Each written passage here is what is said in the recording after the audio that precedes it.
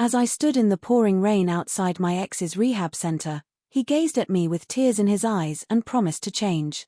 But for the first time, I realized I'd been holding on to a myth that someone else's recovery would save me from my own pain. I'd always been the rock, the enabler, the fixer.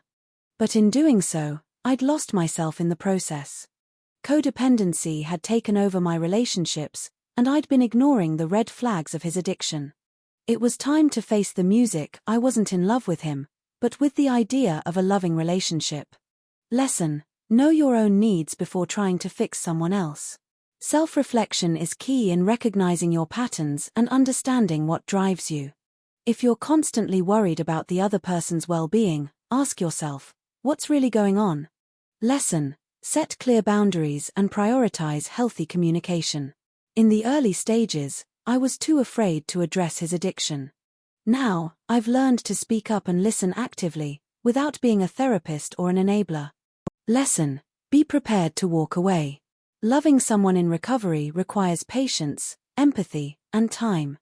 But it also demands that you prioritize your own self-care and recognize when it's time to reevaluate the relationship.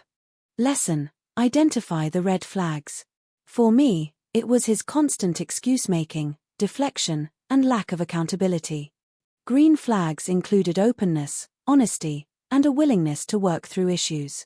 Lesson: your happiness is not dependent on someone else's recovery. It's easy to get caught up in the myth of a romantic relationship saving your life. But the truth is, you deserve love and happiness no matter what. It's been 2 years since I've been single, and it's been the most liberating experience of my life.